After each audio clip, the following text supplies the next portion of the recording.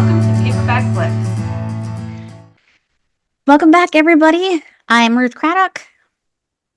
Rae Davidson. She never remembers to introduce herself. For some reason, she just waits for me to do it, or she forgets her name. I don't know what it is. But I say my name and you say your name until I know who the hosts are. That's how it works. Anyways, this is Paperback Flicks. And welcome back. We are talking Harry Potter and the Chamber of Secrets, Book 2. And this is actually going to be our last episode of the season, just so you know. But yeah, we did talk about Harry Potter and the Sorcerer's Stone slash Philosopher's Stone last season, right? That was our first one, very first episode. Yep. So here we go. We're coming back to Harry Potter. So for that first one, I was wearing a Gryffindor jersey, and you can't really see it, but this time I have a Hufflepuff one. Oh, yes. Working my way down. I took a test online, and apparently I'm a Gryffindor. My son Colin's a Hufflepuff. I don't know what anybody else is. Colin just recently got into it because they were doing house games or whatever at their school where they put people in different houses and they were competing. And so he got into it. So now he's watching Harry Potter and stuff. So I was like, okay. He wasn't into it before, but in my mind, Harry Potter is the new magic story. You know what I mean? Because I think of Tolkien and Harry Brooks and all these older authors. Mm-hmm. And so I'm like, but Harry Potter is current. And then I'm like, oh no. Harry Potter is older than us. No, it's not. No, it's not. No, it's 20 years ago it was current. Yeah, so it was. The problem is that we're in our 40s now. Although it may not feel like we're in our 40s. These books were big when we were teenagers, and I refused to read them because they were kids' books, and I didn't read kids' books. And so I was like, maybe someday when I have kids, I'll read them. I know I said this last time. And eventually I did kind of read them with my kids. They always kept falling asleep.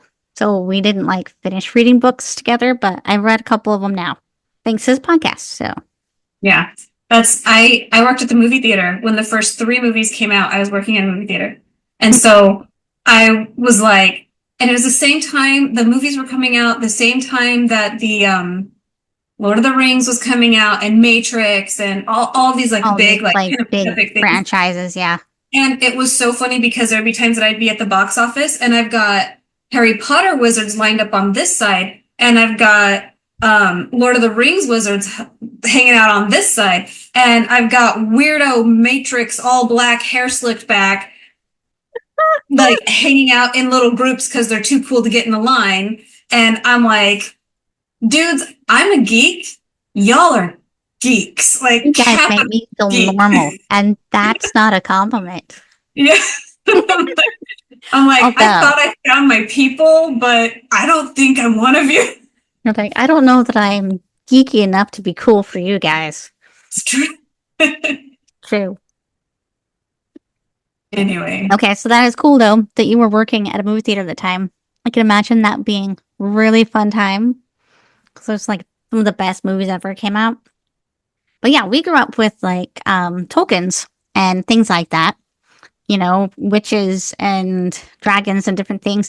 They're all things that existed already. And there were, we talked about last time, there's the worst witch, whatever. There are similar stories out there. It just, for some reason, Harry Potter kind of took off in a way that other stories hadn't. Yeah. So it kind of made more prevalent the Academy witch story, going off to school to become a wizard or a witch, whatever. In America, it might be different in the UK because it is kind of more of their background, kind of their lore is the classic witch wizard situation going on. But in America, when you think of witches, you think of Salem witch trials. Yeah. You think of black magic or the good witch, you know what I mean, you think of the lady next door who can do something fantastical. You don't necessarily think of the British witch, if that makes sense. Yeah. Anytime you're I'm a witch. Like suddenly we like don this like really muddled British accent or whatever because we don't even consider an American witch in the same context. We do now, but that was not a common thing. Like you and I, we might talk about being witches or whatever, and we were weirdos. In junior high, I loved us, but we were weirdos. Yeah, I would have hung out with us. Yeah. I would have been like But those two right yeah, there. like now, like the popular kids are like they've grown up with Harry Potter. Yeah. They've grown up with Dungeons and Dragons. Like Dungeons and Dragons was not cool. You did not admit Yeah, that you were you sort of ashamed to admit that you played Dungeons and Dragons when I was a little kid. and now it's like a thing. Like they have like D&D championships on Yeah, like they kind school of brought it TV. back. Yeah, and I'm like, that's because we are the people that raised all of y'all. Like, you know. Yeah, when Oh, it was okay to be fanatical and it was okay to be into this stuff. Fantasy was cool. yeah. Yeah.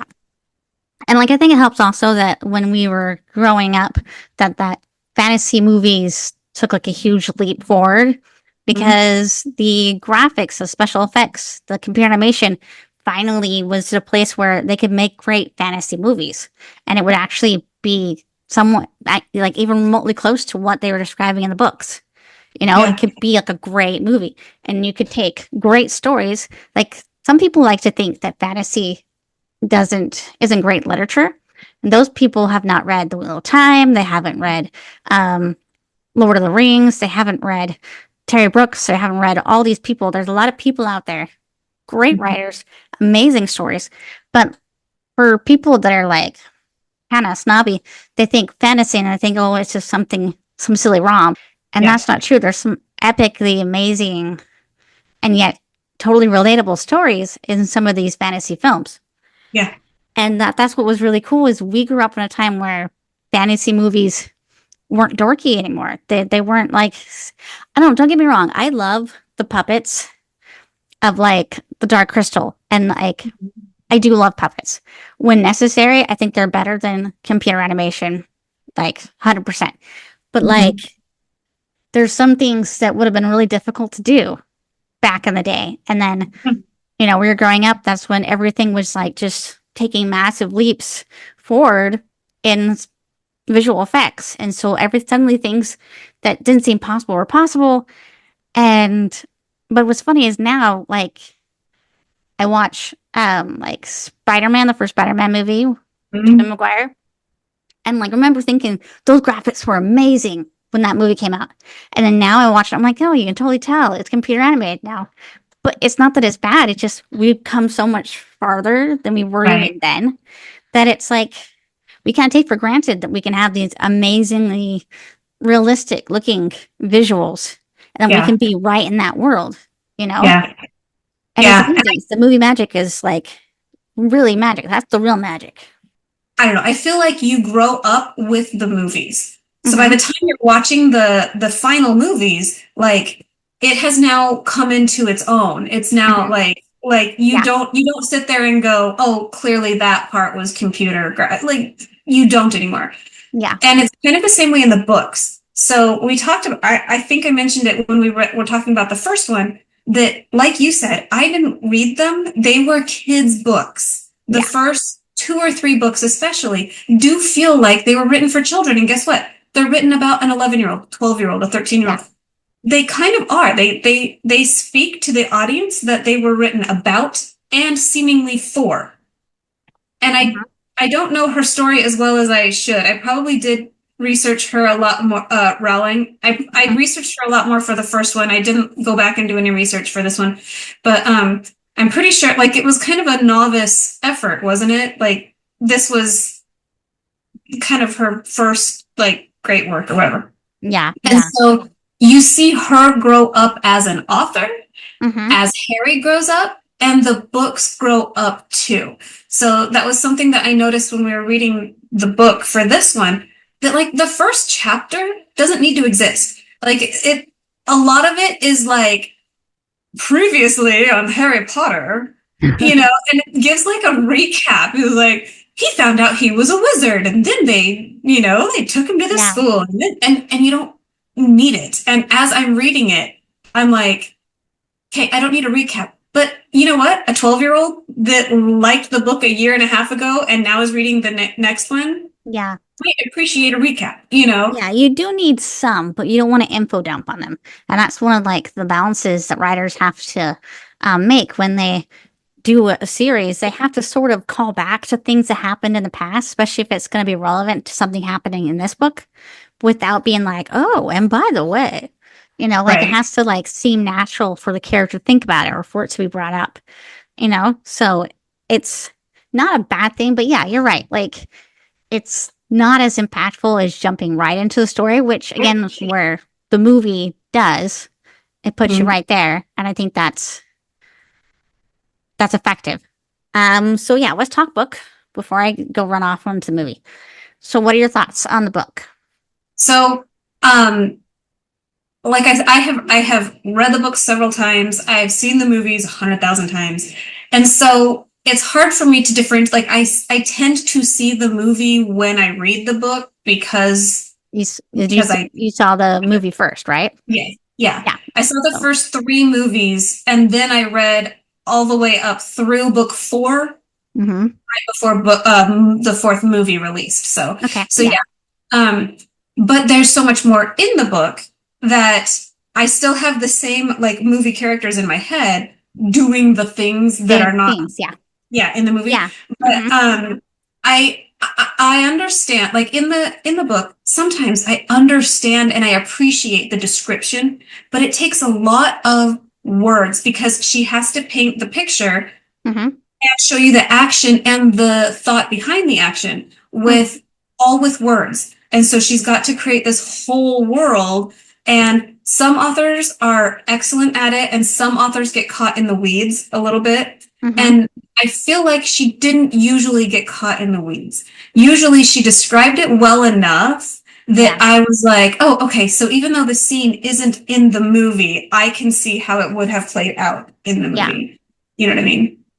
So Okay. I really liked that, especially when it comes to like the characters that feel like they could very easily be two-dimensional. Well, several of them, Lockhart especially, he kind of does feel two-dimensional on purpose. Like you understand that it is purposeful that he feels so two-dimensional, even though you don't understand it if you don't know the story and you're hmm introduced to him for the first time and you're like, why did she draw such a simple, like pathetic character? Like, seriously, he's really this lame? Yes, it has a purpose once you get to the end Yeah. of the story. It gets revealed at the end, then you're like, oh, now it makes sense. Yeah. And I Yeah. liked that there was a lot of introduction of characters before they were just part of the story. Like you meet Moaning Myrtle, you meet her at the death day. Like death day is only in the book; it's not in the movie. hmm But you meet her at Sir Nicholas's death day party, and she's just another ghost. They're like, oh, there's the Bloody Baron. There's some ghosts over there dancing. hmm Here's this person, and then Hermione's like, oh, Moaning Myrtle. She annoys me so bad, but whatever. I try to be nice. And you're like, okay, And of course, Peeves is like, you should have heard what she said about you. yeah, and Peeves, I kind of like that Peeves is not in the movie. I don't like Peeves. I don't like that character. Yeah. But like the fact that you're introduced to Moaning Myrtle before integral part of the story. Do you know what I Yeah. mean? Yeah. I like that. I like having like again, we talked about how in film you don't want to have 36 characters if 10 can do the trick. hmm But in a book, it's kind of the opposite. Like, I want to see an entire school. I want to see a ballroom full of ghosts, hmm you know, Yeah. and I really think that she did an excellent job at giving us like a fullness of characters hmm and places and whatever without spending 6 pages to describe a garden or something. Yeah. Okay. I think that's pretty accurate. I would agree with that. Um, yeah, I like how you do. So in the book, so some of the things that were different in the book. Um, First off, I gotta get this out of the way just because this is probably the one scene I wish had been in the movie. I would have really liked to have seen the wizard denoming of the garden. Me It too. would have been so fun a scene to see. Like I can imagine in my head the Weasley twins and Ron like hurling these things and Harry Potter being like Harry being all like, freaked out like and Ron being like, "Who doesn't hurt him none?" It's just and then Harry trying to be nice and he tries to put it over just over the hedge and it bites him. And I'm like, and I can just imagine all these little Yeah. gnomes. I'm wanting to So see that. I And like have to say, I didn't know that was missing until I read the book. But now I'm right. like, guys, So in the books and in the movies, and just like as like the actors themselves, the twins are my favorite. They're my favorite characters in the books. They're my favorite characters on film. They happen to be among my favorite actors that I really like. Like it's mhm. hard for me to have favorites. I have like 462 favorites, Yeah, but like they made the list. they Ron made the made list. Yeah. And so any scene that has them, I'm like, dang it. But also the whole thing, like you said, him dropping it over, like trying to be nice, He's and trying to be then nice. he gets Yeah, bit for his, like the, yes, absolutely. I understand why it wasn't there, but I wish it was. yeah. Why my question is, why don't these kind of gnomes show up in Muggle gardens? Or do they and they think that they're just the regular gnomes? So they just see them as like the fake garden gnomes and they don't know? Or is it because the garden gnomes that Muggles use are freak out real gnomes and so they don't come? Because that would Or be funny. we just think we see gophers, rats or something. Maybe there's we see gophers when really or like the voles. Bowls. Oh Oh yeah, yeah, voles. Like you see those things, and really it's the gnomes. But yes, maybe so that's the so. scene I would have liked to seen in the movie. Another of the things they did in the book that's not in the movie is when he traveled by flue powder, he came out of in the wrong fireplace, right? Which he does in the movie. But in the book, he comes out in this like shady like store in um Backturn Alley, is that what it's called? Buckturn Alley? Nocturnal. Nocturne Alley, sorry. Nocturnal. Mhm. Okay. And while he's like he manages to hide because while he's trying to get out, he realizes that Malfoy and his dad are coming, Mhm. walking in. And so then he goes and hides in this wardrobe. And this is actually when we meet Malfoy's dad, So right? that is an extended scene. It might have been a deleted scene, but there is a scene of that. See, I thought there was, but then when I'm watching the movie, I'm going, it's it's not here, but I felt like I had seen it. So maybe I Yeah. had seen the extended version at some point, and then it wasn't in this version that I watched. So You meet same thing. You meet Malfoy's dad before you know that he's an integral part of the story. yeah. And Yeah. like I think that's although I think the introduction at the bookstore with the Weasleys is a pretty good introduction, Yeah. it is kind of an extra layer to kind of see that he's already sort of shady and like to already get a sense of the dynamic between Draco and his father, like in that scene.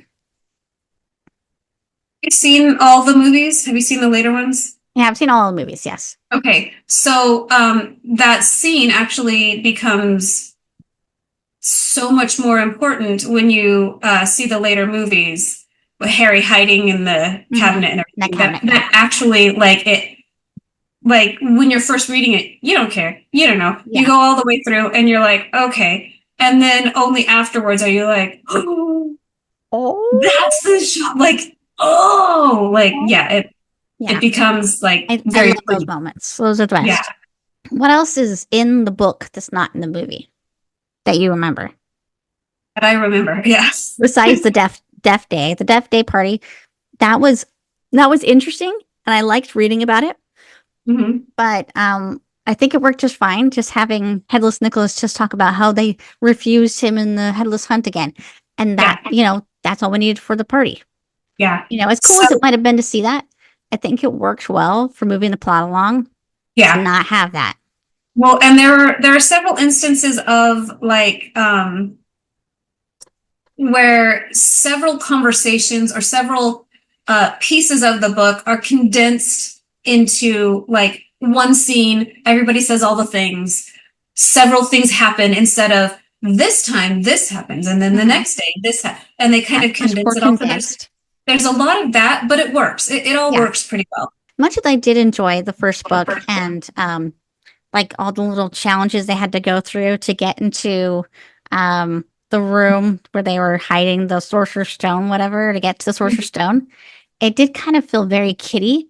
Some of Mhm. these challenges, these things they had to do, like the thing with the key, like they had to Yeah. get on a broom and fly around and catch the key. Not necessarily a bad thing, but it felt a little bit like, this feels a little bit like a kid's book because it had those kind of things they had to do.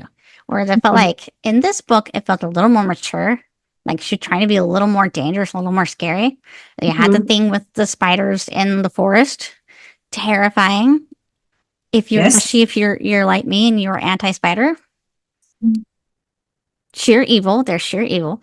Um, and that would be terrifying. But like, it does show how much Harry trusts Hagrid. That he's like, oh, okay, I'll just go into the the forest that we've been told we Yeah. shouldn't go into because it's dangerous and everything. And sure, whatever. I'm gonna Yeah. go help a friend. But so there's my brain. I forgot what I was saying. Sorry. Go ahead. Oh, well, Take no. a In my mind, like, so when I read a book, even if I have seen the movie, when I read a book and I'm going along and blah, blah, blah, blah, blah, she said quietly. And so I have to go back and I have to reread it, but now she's saying it quiet. You know what I mean? Like, mhm. I tend to do that. Oh, And, yeah. and so reading takes me a lot longer. People are like, oh, I got through that book in 4 days. And I'm like, oh, it took me 7, but that's because I reread half of it. Like, you know. That's one thing that's nice about audiobooks is they read it the way it's supposed to be read in the first place. So that helps Yeah. a lot. But I did like that once you start going, because this book I did get through it pretty quickly. Like, and but I appreciated that I could like as I'm getting in there and I'm in there in the forest with the spiders and whatever. And if he Mhm. said that this other way that is not the way I read it, I don't care. Hey, backfill. Because I'm in the story and I'm not going to go back and read it. You know what I mean? Yeah, yeah. You're in the moment. Like I don't get, yeah, I didn't get pulled out by the descriptors because I was so in this. He said quietly, oh, okay, he said that quietly. And I can just move on and keep going and, Hmm. and I do, again, it speaks to her maturing because in the first book, if it wasn't on screen, if I hadn't seen it in the movie, then I kept doing that. I would be like, da, da, da, da. Oh, he said jokingly. Oh, so he would have said it like, da, da, da, da, da, or what, you know what I mean?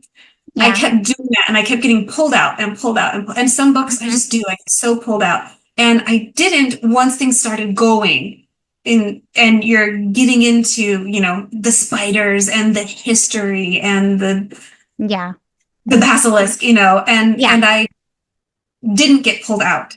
Yeah. So It was definitely a better weaved mystery this time than it was the first time. Not to say that it wasn't well done in the first book, but you can definitely see the evolution as an author and the evolution as the characters too. You can see that mhm. Harry's getting smarter. Ron and Hermione are getting smarter. You can just tell that things are getting more dangerous already. Even though like it doesn't get super mature till several books from now, it still feels a little more dangerous than the Yeah, first one. And yeah, so I enjoyed that. I liked the whole thing with the basilisk. Um, and I loved the reveal because we didn't know until that moment that one, Harry was talking and snake talk when he uh-huh, talked to the snake at the zoo. He had no idea. yeah, He just thought he was talking like him. He's like, how when I speak a language I don't know I speak, you mhm, know? But that makes perfect sense to me. Like, because if it just came natural to you, you just naturally understood him, you would even realize that you were speaking their language and not yours, and that yeah, they weren't speaking your language. Like, you know what I yeah. I love how she wrote that conversation when he's like, "Why is everybody so upset at me? Did you not see me stop the snake?" And they were like, "Oh, is that what you said?" Yes. I was like, "Hey, snake, stop!" Like, mean? Yeah, they're like, you heard me. They're like, no, we didn't. So it was yeah, actually really fun to see. Like reading it is really fun. Seeing it's really, really, really fun too. So yeah, like having him. like speak in the parcel tongue, and like it's just a was very well executed moment Hmm. in both mediums. So Yeah. I don't know, I enjoyed that. That's very interesting. And Yeah. I love like the little layers, the little things I kept putting in there to be like, oh, maybe you really are a bad wizard. Maybe you should have been a Yeah. Slytherin and all that. And it's like I love those little things. So like he has this Yeah. sense of doubt, and then everybody starts questioning him and starts doubting him, and then he started doubting himself. And I do find that really interesting. Yeah. So I understand that like I don't have an author's mind the way that some people just naturally do. Like she knew the beginning, the middle, and the end, even if she didn't have like the finite like words yet. Like she kind of knew where she wanted this to go. And so there are things that she puts clear back in the very first book that Mhm. don't have any relevance until, book six or something like that. Yeah. Like there is some of that, but I felt like this book, like at first I was sitting here and I was like going along and you're okay, yes, he told you the synopsis of book one. Okay. And now we're getting on to he's with the Wheelers. Okay. Come on, come on, come on. This is the Chamber of Secrets, and we haven't even gotten to the Basilisk. I actually counted like I like did the math of the pages. You are more than a third of the way through the book before there is any mention of anything having to do with the Chamber of Secrets, I thought. And then I was like, well, actually, we know. I didn't count Dobby. Like, yeah, Dobby shows up. Oh, strange, terrible things are going to happen at Hogwarts. Okay, fine, fine, fine. But that doesn't help you understand what mystery we're solving. Yeah. Mm-hmm. Dobby is kind of auxiliary, but at that point. But I was like waiting for like the basilisk and waiting for the people looking for the Chamber of Secrets or the heir of Slytherin, or I'm like, when does Mm-hmm. this get started? And you are more than a third of the way before anything like that happens. And then I realized, but she was so clever. Like the book shop scene where he like puts the diary in. Like you need that to be subtle. You need Mm-hmm. that to not be the thing that she says, he slipped an extra book in there. Like you need her to not do that. Yeah. But in the You know? movie, if you're paying attention, you do see that he put another book in there. You don't see when he happened to do it, which was, quite crafty and like tricky. But at some point, he happened to put the other book with that book. So he took Yeah. out one book, puts two in. And like when you're first watching it, you don't know what's going to happen. You don't even notice. No. But you watch it again and you know what's going to happen. You're like, you know what? Yeah, they do show Yeah. that he puts two books in, but they did it in a subtle enough way that you weren't like, it wasn't like dun dun dun. Yeah.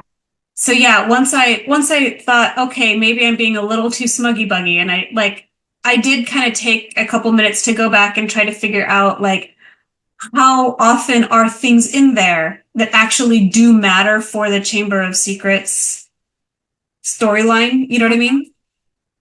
And actually there are little things going back and back and back, like when he's with the Weasleys and several little things that happen in there like that, like the book, and like going to Nocturne Alley, just like little things that I'm like, oh yeah, actually, had that not have happened, it would have felt more like Deus Ex Machina, Mhm. Oh, Ginny just happened to have this book, and also we're hinting towards things that don't come till way later. Yeah. Like maybe I'm giving some spoilers if there's anyone who hasn't watched all the Harry Potters yet.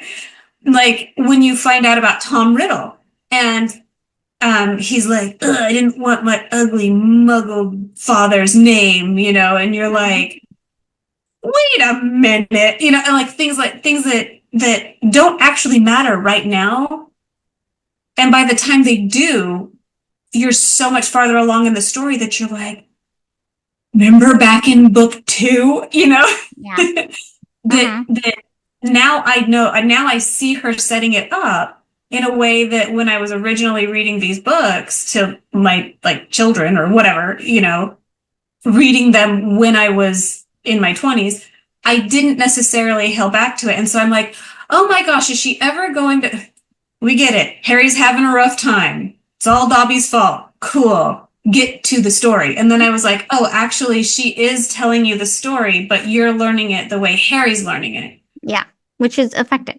And I think Mm-hmm. she did a fairly good job of the mystery with this one and keeping you in the story. So I don't remember feeling bored in this book or in this movie. Whereas I feel like with the first book and the first movie, there were moments where I got a little bored. I appreciated like how she gives you such a fullness of character development and all that kind of stuff. Mhm. He also has some lines that are so great and poignant, and typically they keep them in the movie, even if they have somebody else deliver the line, but they keep the Mhm. lines. You know? And like when Ron's like, "Follow the spiders. Why does it have to be spiders? Why couldn't it be follow the butterflies or something?" Yeah, exactly. Like lines like that I'm like, this is like a clever. Like she manages to keep the um this is serious. This is all about like these people are all trying to kill children, like, and use and Scary. manipulate children and whatever. Mhm. And but she has that heaviness, that evil. I mean, day to day, school life is boring. I don't care who Yeah. you are. School is boring on a daily basis. It's full of moments that are fun or shocking or terrifying or awful, Yeah. but she kind of gives you a very well-rounded sense of like Ron doesn't mean to be funny. So yeah, Ron's just like saying what he's thinking, what he's feeling, right? Yeah. And she just has created a naturally funny person. You know what I mean? Mhm. And Hermione, I would not have been Hermione's friend in real life. Yeah. I would have been, I know exactly who this person is. I would be nice to her and she would get on my nerves and I would keep her as like the friendly acquaintance that I never get too close to because You couldn't handle it. Yeah. I can't handle more than a few minutes of Hermione. You know what I mean? Like Yeah. you get a real sense of real people, Mhm. which makes you care more. And so then when you see them like going through whatever they're going through in the story, you're like, oh my gosh, like Ron gets the short end of every stick and he is still so good humored, or whatever. Like you Yeah. care about her characters, which is kind of impressive in that the book itself does still feel a little juvenile. It does still feel like written for 12-year-olds. So yeah, funny that you say like Ron gets the short end of the stick. He literally breaks his wand. Which is, it's funny, like when you don't know what's happening. Of course, I've seen the movie first, so I know why that's important. And at first, it seemed like it's just a funny comical thing that he has to deal with all year long until the very end. And then it's like, oh, that's a really clever way to work that in so that, you know, what should have happened, they should have had their memories erased. And then, you know, they would have never remembered what happened. Jeannie never would have been saved. Um, Nobody would have found out about the Chamber of Secrets or whatever. And like he could, Lockhart could have kept going on parading as this like handsome debonair hero. And that's one of the things I really loved in the book you saw more of is that like the fans, like Hermione, were trying to reason away all these Mm-hmm. things he was doing as a teacher. It's like everybody has a bad day, or like not everybody's perfect. I mean, like they're trying to like um rationalize why he's so bad in real Mm-hmm. life when he's so amazing in his books. Yeah. And I liked that it was Hermione. That is one thing. I liked that it was Hermione that couldn't see or wasn't willing to let herself see through him. Because Hmm. she is so smart Yeah, and she is like annoyingly on point with so many things. And then to watch her go, oh, right. But she's a 12-year-old girl and who's he's a very handsome, like charming right. man, and like it was Yeah. funny to see that they had the older women sort of like all like bustling around. And you know what? Like, I don't generally think of Kenneth Branagh as like a seriously sexy or handsome guy. He played the character so well, like that it was like, you know what? Yeah, I can't imagine anybody else being this character now. Yep. Yeah, I would agree with and that he 100%. brought a lot of extra to the character that wasn't even in the book. He Yeah. gave him kind of a likability, but like a hateability. And so I was talking about this with my sisters and my mom like years and years and years ago. Because so I know him from Much Much Ado Ado About About Nothing. Nothing and all the Shakespeare's Yeah, adapted yeah. stuff. Yeah. Like that was that movie was the first movie that I recognized him as an actor and identified him with. Does that make sense? Yeah. Like there's always like for Daniel Radcliffe, it's the Harry Potter movies. That's where like we first see him. Even though he had done other stuff, he had done Great Expectations. I think he'd done a couple other smaller pieces in Mhm. other films at the same time, or maybe even before Harry Potter. I'm not sure, but we know him as Harry Potter, right? Yeah. And for Branna, I knew him as Benedict from Much Ado About Nothing. Like that's where my brain goes. Yeah. And everything that I've seen him in, like my mom was like, he is her idea of like the British handsome man. You Oh, know, okay. she's like, when you think of like there are some actors that you're like, why is that your go-to? Like, oh, you need someone handsome and charming? Go with Kenneth Branagh, you know, and other people go, really? But yes, there's Yeah. something, and He's he not has a that. bad looking guy or anything, but he pulled Yeah, off that debonair and like yeah, suave, yet totally full of himself. yeah. The He did it totally well. shallow, but believes he drank his own Kool-Aid. Yep. He That's what drank his he own does. Kool-Aid and Drink his own yeah, you Kool-Aid. fake it till you make it. And like he definitely went with that philosophy. And what I Yeah, loved about the movie is all the things that they talked about there being all these pictures of him in the book, like in his office and stuff. But I love the part where he's coming down the stairs and like he's going next to like the picture of himself, painting a portrait of himself, and the portrait smiles and winks at him, and he smiles and winks back.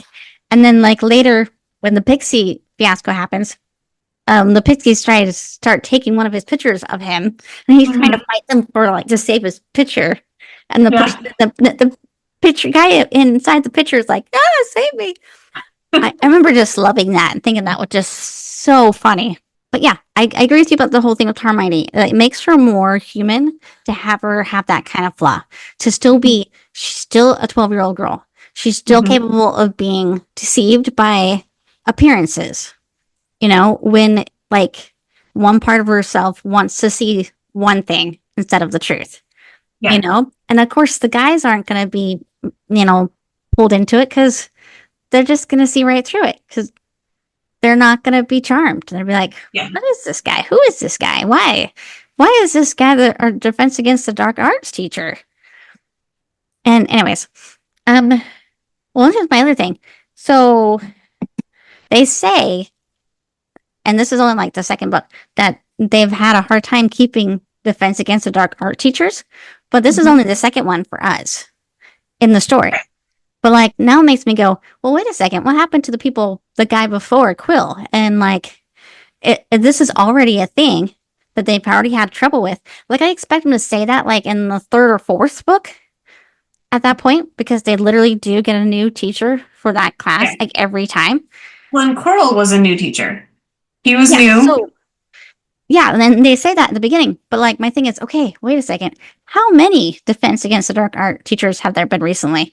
Why is it constantly changing? I get that it changes because of something that has to do with Harry Potter when Harry's there. But apparently this was already a thing. Yeah. And like I'm like, is there a curse on that classroom or that Have job you that not you read the have? further books? The what? Have you not read the further books? No, I haven't read any of the other Okay. books. So that is explained. Okay. And that is one of those things, like I said, where she like puts it way back at the beginning of the story. And Mm-hmm. she's like, almost a throwaway. Oh, yeah, hard time. We could never keep a teacher there for more than a year. And you're like, oh, that's kind of weird. Interesting. Yeah. And you don't know why until further on down the line. I think it might be book 5 or 6 Okay. that you figure that out. Okay. But and it does kind of have to do with. I mean, everything has to do with Harry or Voldemort or both. Yeah. You know. Of course. So but yeah, there's a very poignant reason that they cannot keep evidence against the dark arts teacher.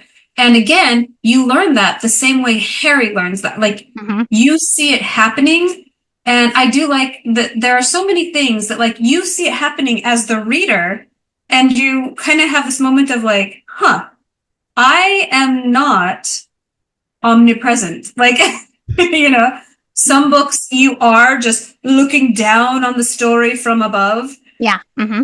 and you're not. You're the like Harry. silent sidekick to Harry through everything. You Yeah. you get You're the fourth little, friend in the group, yeah. and they just don't give me a name. I might have hung out with you every single day at school and after school and whatever else. There are little things that I experienced that you didn't, or and that you experienced that I didn't. Hmm. Real life. And that's kind of what you get with these books. Like there are little things that the reader experiences that Harry does not yet. Hmm. However, for the most part, especially all the main storyline things, all the big hits, we don't see any more than Harry sees. Yeah. I kind of like that. Like Hmm. I I am not the kind of person that's like, "Ooh, I figured out the story." I'm perfectly fine. You can give me every spoiler in the world. I still want to see it for myself. Yeah. Or you can tell me nothing. And I'm like, that's okay. I'll figure it out as you tell me. Like, Yeah. I'll you figure out know? as we go. Yeah. Exactly.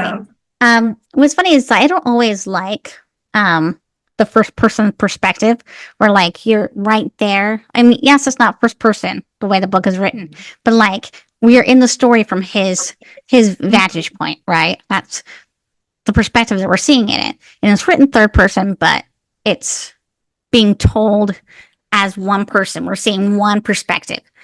And I'm not always a fan of that. I think there's some books where that works, and I am really grateful that it's not written in first person because I think that would be a different feel altogether. And I don't think that would have worked for these books. But it is interesting how, this kind of story works because it's so important to be in Harry's head because he's the person that's all happening to. And you have to figure out the mystery along with him. And I think it could have worked not being in his head and being in other people's heads too. But I think it makes more sense, especially considering it's a kid's book, to be stuck in the one frame of reference, to be like right here with Harry the whole time. yeah. It also helps you like bond with him and like sympathize with him and sort of just relate to him being right there with him. So I like that. Okay, so one things I liked is how they made a little more drama with the whole thing with the car when they flew the car to the school. I love that they Mm-hmm. added the whole thing where like they couldn't find the train and then suddenly the train's behind them and they're like and like Yeah. they get up there and like Harry almost falls out. Yeah, it seems like all kind of like crazy and over the top at the same time. It's kind of fun. And you Yeah. could do that in a movie. And Yeah. the fact that they could do that in a movie was like, yeah, let's make this extra fun because this is a Mm-hmm. crazy thing that they're doing. And so And I they're 12 enjoyed year olds. that. They don't know how to drive a car. No, yeah. So I liked that. I liked that. There were things though in the book though where they talked about when they're trying to leave to go to the train station and they had to keep going back because somebody'd forgotten something. And like the parents, I could just feel the parents like being like, can we just go already? Yeah. So I like that. I thought it was fun. Of Yeah. course, you don't need that in I, the movie, but it was I fun. also liked, so when we watched the movie, I was like, you will notice that they have a Ford Anglia. It's like this big. The car is like the size of this desk chair. Mm-hmm. And the Weasleys are known for having a giant family, which is funny because in the families that I associate with very commonly and am part of and whatever, that's not an especially big family. That's It's a kind of normal a normal sized family from where we family. come from in Yeah, our but for culture. them, like, holy crap, you have 10,000 kids. You know what I mean? And I'm Yeah, I have like, a brother-in-law who literally has 10 kids. So yeah, that's a big yeah, like family. it's not unheard of. Yeah. How And many so, Weasleys are there? Like, because you don't see uh, them all together most of the time. yeah, I think there's seven. Bill, There's an older Charlie, brother yeah, before Bill, the Bill is the oldest, Bill, and then Percy. Charlie, Oh, Charlie. Percy, still Percy, twins. the twins, Ron and Ron Tony. and yeah, so that's seven. So there's seven. Okay, that's a Yeah. decent sized family. When they're all getting into the car and they're magic. And he already has clearly tampered with the car, right? And Yeah. so they're like putting so much stuff in there. They're all getting in the car. And Mrs. Weasley, she's like, oh, this is such a brilliant thing. And Arthur's like sitting there like winking. Wink, wink.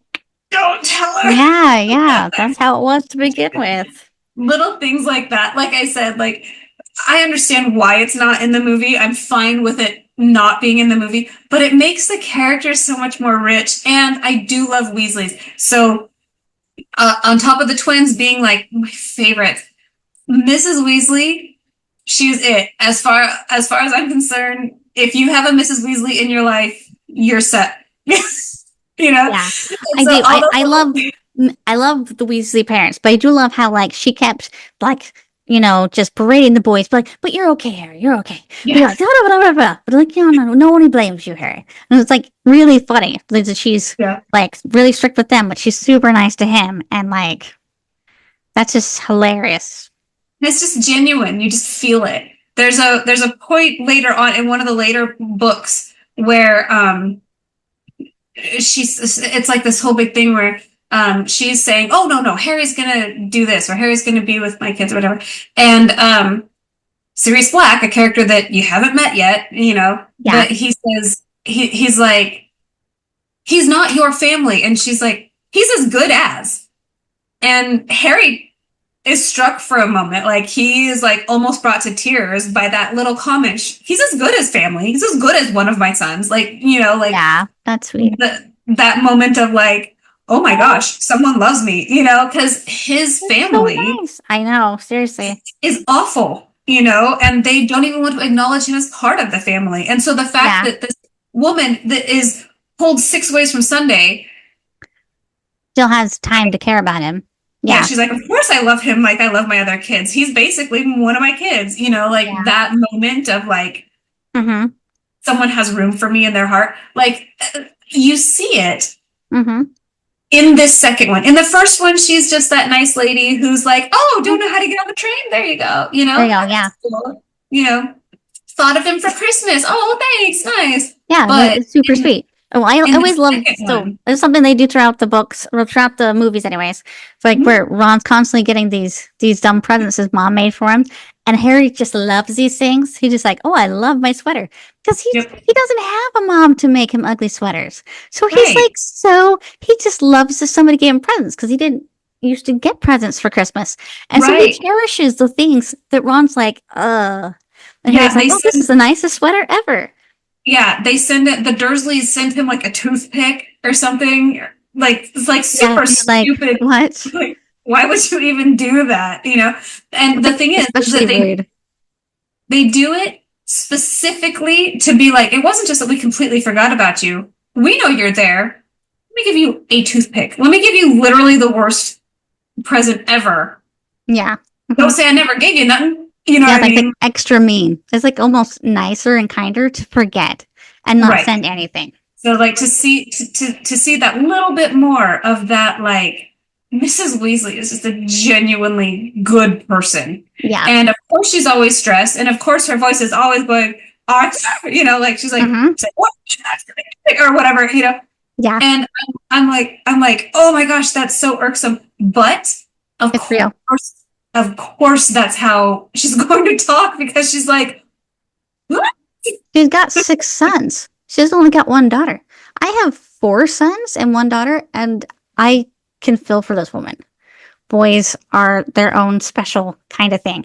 Not to say that girls aren't their own trials, they are, but That's boys are, yeah. yeah. No, so I've got 4 daughters. And then my sisters had like, so I have my 4 daughters. There's one niece in there. And then my 2 sisters, they had a son, a son, a son, a son. Oh, Okay. wow. So there's the 5 girls, 4 of mine plus one niece, and then there's the 4 boys. And I have helped to raise them like Mm-hmm. because we're all right here. We all kind of raise each other's kids a little bit, you know? Yeah. And no, I believe you. Like my girls, like none of my nephews like to come to my house because my house is so boring because I don't kid proof my house. I house proof my kids. Yeah. And so when other little kids come over and they're rambunctious 4-year-old boys, I'm like, nope, you do not go in there because there's glass stuff in there. And, you know, like Mhm. if they're watching TV and then they stop watching TV, I turn it off. And Mhm. for some reason, all four of them, both households, they're like, ah, why'd you turn off the TV? Or, you know, somebody Because you else weren't starts watching to it watch. anymore. You walked out the Yes, room. someone else starts watching a different show and they're like, no, my show. And I'm like, you were not paying attention. You know what I mean? But like all the little things that Yeah. raising my daughters was a different world from now raising these boys or helping to raise these boys. Yeah. I'm like, woo, that Miss Weasley. And plus, none of us have the twins. Yeah. So definitely, she definitely has a skill, J.K. Rowling, for writing good characters. Like she Mhm. developed people well, and I know people have pointed this out before in like critiques of the movies and the books about I forgot his name, but the little kid with the camera that follows Creepy. Harry around. Calling creepy. Yeah, like again, he's it's a really interesting character. Again, he's like a side thing, but then like when he does get hurt and it's he sees the Bastos through his camera. You're like, Mhm. oh, that's kind of clever. So the whole time he was just, camera happy. There was a purpose to that later on. And then it also makes you kind of feel bad. We're like, well, the poor kid, he's just a nice kid. Like he's not a bad person. He didn't deserve that. But you do kind of care because you're like, and you feel bad because Harry's like, he's so annoying. But then when he gets petrified, he's like, oh Mhm. man, I feel so bad. You know what I mean? So I don't know. I Yeah. think she does a good job of creating these characters, and I think that's probably one of her strongest strengths as a writer is very um, interesting and unique characters, but yet Yeah. somehow still relatable, even though they're wizards and we're not wizards. But she still puts things in them that makes them seem like real people. So, So in the movie where you can show so much more, mm-hmm, I liked that the only person that really hammed up their part was Lockhart, who was supposed to ham up his part. mm-hmm, Like, because we talked about before, again, Alan Rickman, yes, Alan Rickman, gotta love him, honestly. and Maggie Smith, and like there are so many. Ooh, so we mentioned this in the first one. I know we talked about it a little bit. The Dumbledore of movies 1 and 2, Mm-hmm. the actor died. They got the next guy. I don't remember either of their names, and my notes are not here. We'll put it But right there at the bottom. but um, but I loved the original Dumbledore, the Dumbledore in these two movies, right? Mm-hmm. And when I had learned that the actor had died, and they had this new actor who was also great, he's Yeah, also great. But I was like, oh man, because he doesn't have that endearing quality. Like even just the timbre of his voice, the first guy, I just loved it. Everything that he said, like I hung on every word that he was saying. I just loved hearing his voice. I'm like, he could read me the phone book. I just want to hear him, you know? that's funny. And I was like, you're not going to get that with another actor, regardless of how good that other actor is. And Mm-hmm. then as the story progresses and I see what Dumbledore has to do, I genuinely cannot picture the Dumbledore of book 1 and 2 or movie 1 and 2 Yeah. doing the crap that he has to do, starting with maybe the Goblet of Fire, but certainly Definitely, beyond that. definitely the Goblin Fire. You start seeing him like seem spry, and yes, it's a different actor, but like also it seems like his whole character does more than he was Yes. before. And yes, like in the first two movies, he's kind of like the funny, quirky old grandpa that like says Mm-hmm. weird things, but he's like secretly wise. Mm-hmm. He's kind of quirky and funny. But where after that, he kind of becomes more of like a serious scholarly kind of person. And which isn't bad. Like it works as Harry's growing up. Um, Hmm. but yeah, like in order for Dumbledore to do those things, you do need a different actor. It's almost like the universe knew this guy is great for these two, but we need someone else for the rest of them. Yeah. And unless like Dumbledore took some kind of youth serum or whatever, that like he got some bounce in his joints again, and now he's because Right. the guy in the first movie he just kind of floated around. He barely like he didn't have a real physical presence. He was more of like Right. it was more like just like a personality than like a He yeah. could be that like subtly hilarious sage character Mm-hmm. that he does so well, and that is all that you get from the reading. Like Yeah. reading the books, it's not like he's like doing all this crazy stuff and then in the movie he's just no, like Yeah, yeah. That's what he was like in the you books. yeah.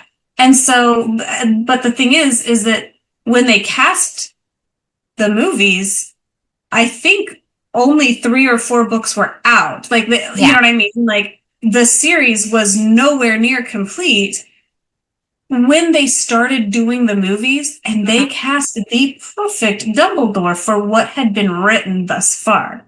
Yeah. There was no way for them to know where she was going to go with it. And even though Rowling had some to do with the casting and the movies themselves, Yeah. like it's not like she could go, I'm going to have him jumping and Yeah. Yeah. so there was no, she might not have even quite known what she was going to have Dumbledore doing Yeah. at the time that they cast him. They specifically wanted people from where the characters were from. Yeah. So, so most of these characters are UK actors. Yeah. So it's genuine. You know what I mean? Mm-hmm. And And that is one of the things that's fun about the series is they have some genuinely great actors in it. mhm, So yeah, you have these little kid actors that are they learned how to act essentially with these movies.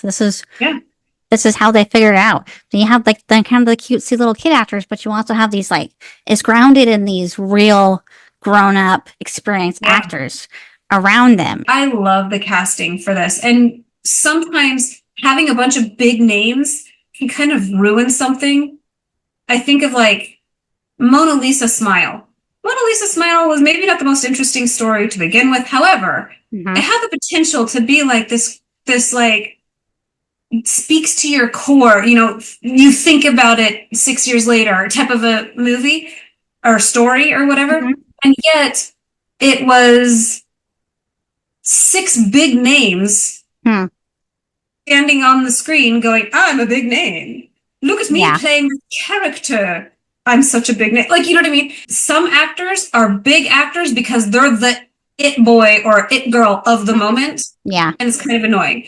And Yeah. other actors are iconic actors because they're just that good. Yeah. They really are.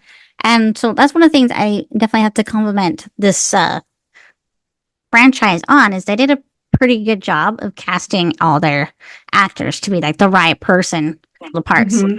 And like even and I know I'm probably biased because I grew up like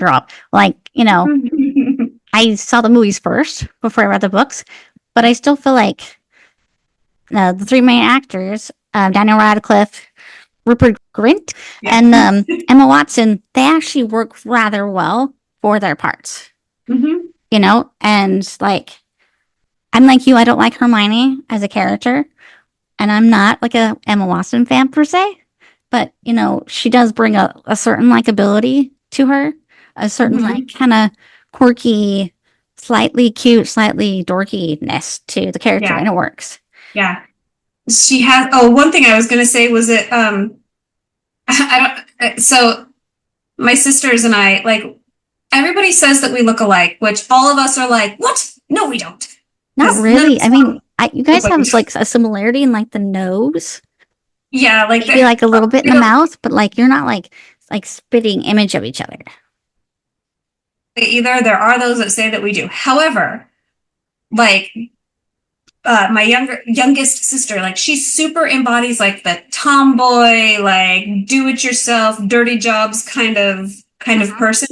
Yeah. And Heather is like our middle sister. She's the one that is like, those t-shirts that are like, watch what you say around me. I got a sister and I'm not afraid to use her or whatever. Like, you know what I Okay. mean?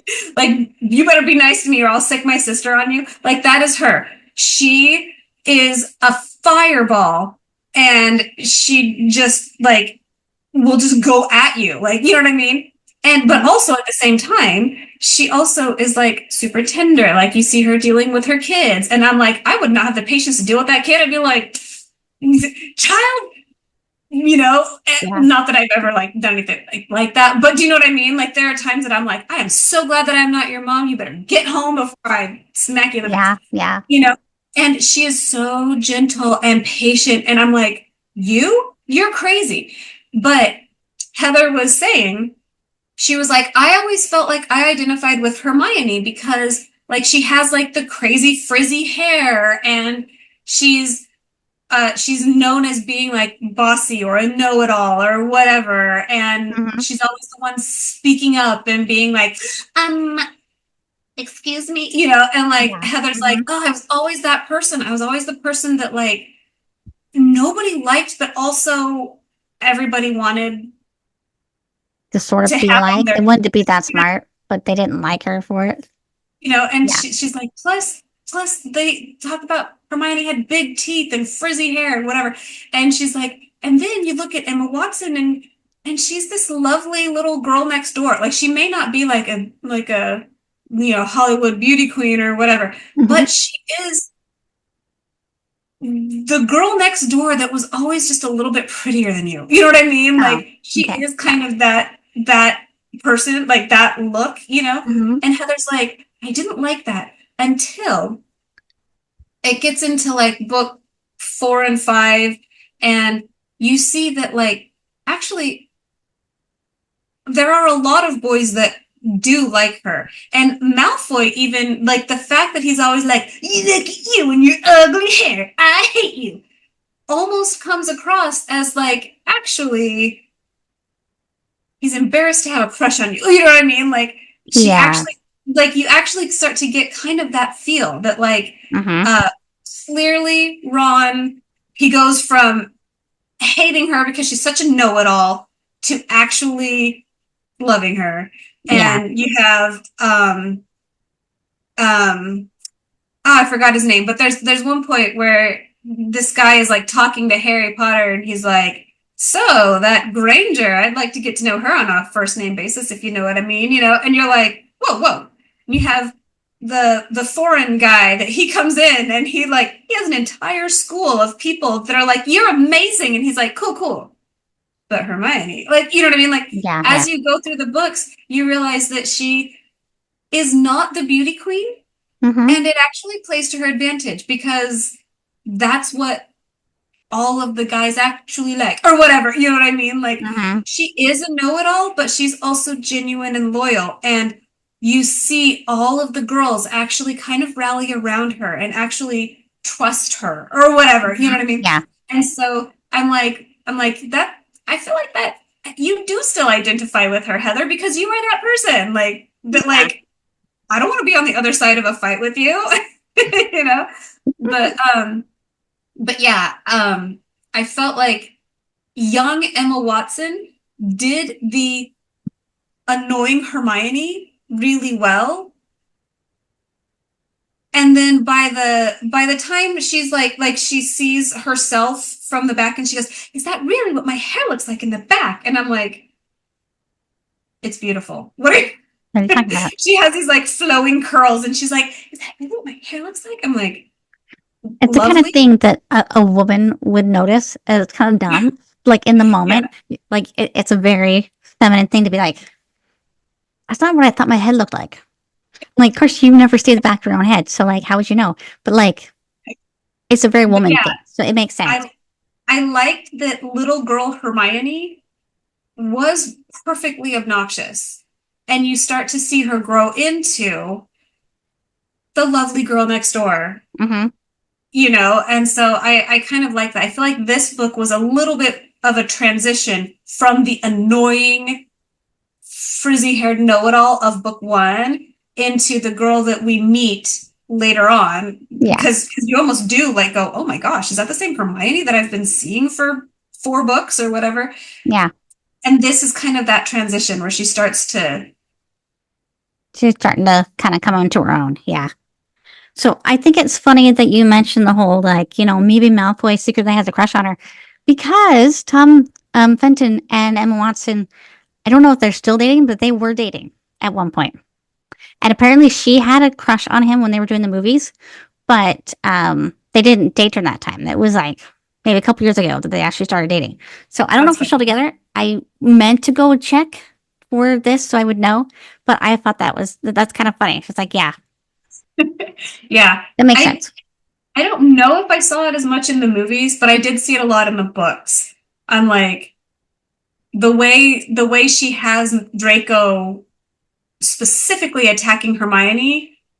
I'm like, that is because he is embarrassed at how much he likes her. Like, Well, I it's like see it. he's another top kid in his class too, isn't he? So it's like Mhm, he gets beat by the smart muggle girl, and it's like one, he's mhm. impressed and he kind of likes her, but at the same time, it's like, but she's a muggle, like she's Right. mudblood. I Yeah. mean, she's like, Yeah. uh, yeah, like especially if it's been like drilled into him to hate anybody that's different than him, then Right. that's gonna be really complex emotions for him to deal with. Anyways, we have to wrap this up. Okay. So I think we can safely say it's a very good adaptation of the book. Yes. I can understand why they kept what they did and what they got rid of. One Yes. thing that I have to add, my favorite line in the entire movie is not even in the book. It was a complete ad lib. Uh huh. It's the part where when Harry is Goyle, I guess, Uh huh. and he's wearing the glasses, and he's like, "Why are you wearing glasses?" And he goes, "Oh, Reading. Reading? I didn't know you could read. What cracks me up about that is it's like he's in school. How is he supposed to like learn anything or do any of the assignments if he can't read? But at the same time, it's funny. You're like, right." Well, and it adds to the fact that like Crabbe and Goyle, like, but for the fact that they have magic, like they would not be able to keep up. They are literally writing Malfoy's folk tales. Yeah. folk tales. Yeah. Like, and like he likes them because like he has these two little follower little buddies that are Yeah. just there, but like they're nowhere near as intelligent or like advanced as he is. But he doesn't care because he got Yeah. his own little cronies. But That it's also was funny when they're in that conversation. He's like, "I already told you this yesterday. How many times I gotta tell you? I don't know who the heir of Slytherin." And you're like, "Oh, well, obviously he's asked this several times, so that is working out rather well for them." Because he doesn't question it because like, well, Crab and Goyle are kind of dumb, so they do this. the same thing when they're in the Slytherin common room, Uh-huh. and like you see Ron as Crabbe like getting like really upset, Yeah, and he's like, it's like, what's the matter with you? Because he's talking about Mr. Weasley. He's talking about yeah, Arthur Weasley. He's yeah, like, what's the matter? Can you think of one worse? Can you think of a worse yeah. wizard or whatever? That's And he says Hermione Granger, and you no. see He him says go, Harry Potter. or Harry Potter. Yeah, that's right. I'm sorry. Yeah, and Because that wasn't in the Harry book. Potter, and then you see him go, good one, Boyle, or whatever. Yeah, yeah. Like Mm-hmm. he has that moment Yeah, that you're like, anybody else would be like, not right about this. But because it's these two absolute idiots that are always idiots, and they always are like, the answer that makes you happy, sir.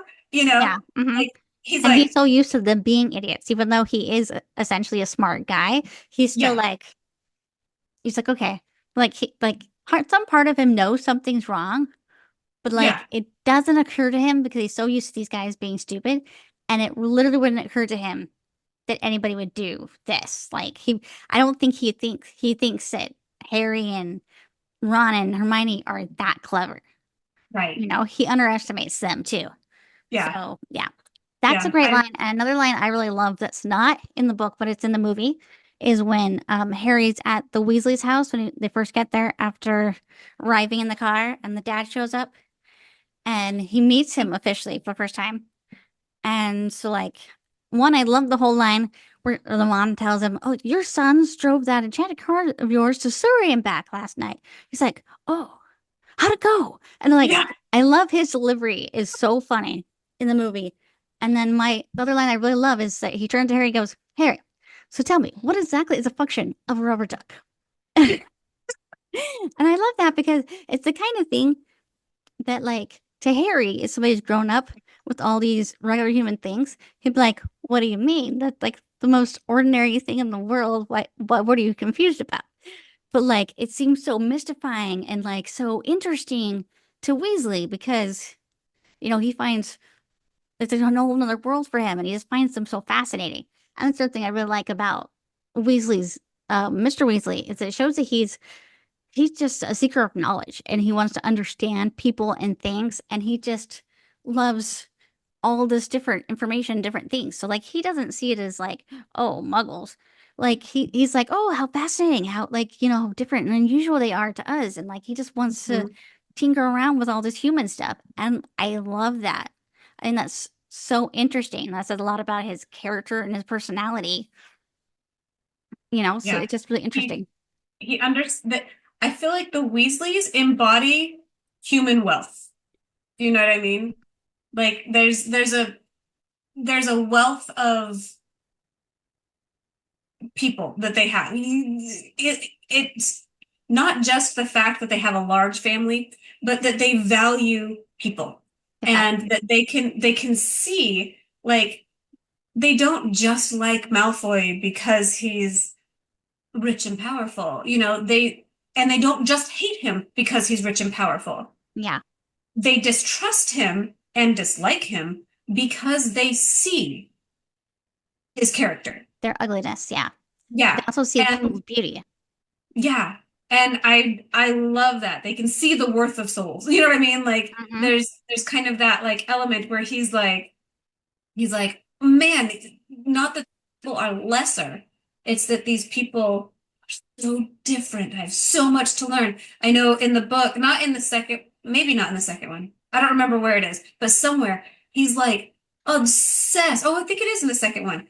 How in the air without magic? And he's like, because he doesn't talk about the rubber duck in the book, but I think Hmm. he does keep asking Harry, how do they stay up in the air? They're not using any spells or Yeah. and are you going to explain like aerodynamics I don't know. Yeah. But yeah, kind of It is that. kind of ingenious when you think about it that they learned to do it with magic, but humans had to figure it out through science. Yeah. So we're like, yeah, that is kind of fascinating. Yeah. You know? Yeah. Yeah. Just little things like that kind of show you, and the actors can make a difference.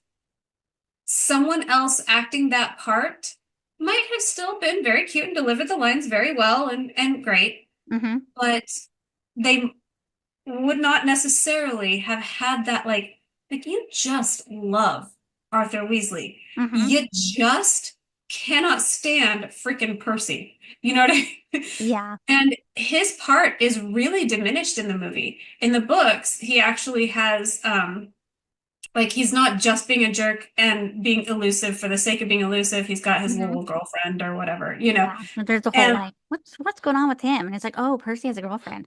You're like, yeah, okay. Yeah. yeah. And so there's a lot of like, why is Lockhart so two-dimensional? Why is Dumbledore so elusive? Why is all these characters, and it all speaks to like yes, it speaks to each character, but also speaks to the grander um Grand person scheme. type that they represent. You know Uh-huh. what I mean? Couple that plays the Weasley parents, and several of the kids too, but especially several of the adults in this movie, in this series. They really do have that concept of like we talked about how Alan Rickman knew his character's Story reason. arc. You know Yeah. what I mean? Yeah. And you get that sense that Mm-hmm. they know these characters inside and out, and they know the personality type that they are representing. You know Mm-hmm. what I mean? Yeah. And it really does show through. These are excellent actor choices. I cannot think of an actor that I'm like, it's unfortunate that that person is playing that role. I think every single one of them was a win. Yeah. I think everybody did a good job. But that's The Chamber of Secrets. I think overall it's a fun read. It was a good book. Mhm. And it's fun reading the books now because now I can start to understand why people were so weird about it back in the day. And everyone was freaking out. And I was like, I'm that person. I don't read books like when they're popular. I read them when there's no hype anymore and I can just enjoy it. I'm kind of the same way about movies and things. Like, I don't ever do anything when everybody else is doing it. I want to enjoy it on my own. I don't want to have the pressure of, oh, but everybody loves that. Oh, you're into it because everybody is. I'm like, no, no, no. That's not me. I'm like the anti of that. I want to just do it on my own time, enjoy it on my own. I don't want to worry about your thoughts and your feelings because chances are I'm going to feel the exact opposite of you. Mhm. I can say so far from reading the Harry Potter books that I can actually agree now why people made a fuss about it. They are very well written and they are fun. Good. So far, Yeah. I get it. But anyways, so yeah, so this is our last episode of this season. We're Okay. gonna close out, take a little break, and then we'll come back and we'll start up season 3. And should we tell them what our first book's gonna be? Like, should we choose it now so they can read it and be ready, or just bring it on when the next season starts? Be like, ah, ta-da, we're doing this. About that, What? so it would be my turn to choose the next book. I Hmm. had an idea, but it's an animated, it's not the full book. Okay. It's a section of a compilation, and Okay. also it's animated, and I didn't know how you felt Okay. about that. What is it? The first part of the Once and Future King, it is the Sword in the Stone story, the Merlin raising Arthur story, Okay. but it's only one section of the book. That sounds good. So yeah, when we come back and if you're following us on Facebook or X or wherever, Or YouTube or whatever, yeah, when we announce that we're coming back, that's what we'll be talking about and that's what we'll be reading. So go forth and read that and watch the movie, which I was one of the old Disney movies that I think is underrated. I love this movie. I I love this agree. one. This one's a classic. Yep. So, yeah. Okay. So for Paperback Fix, I'm Ruth Craddock. I'm Rae Davidson. Good job. And we will see you guys next time. Bye.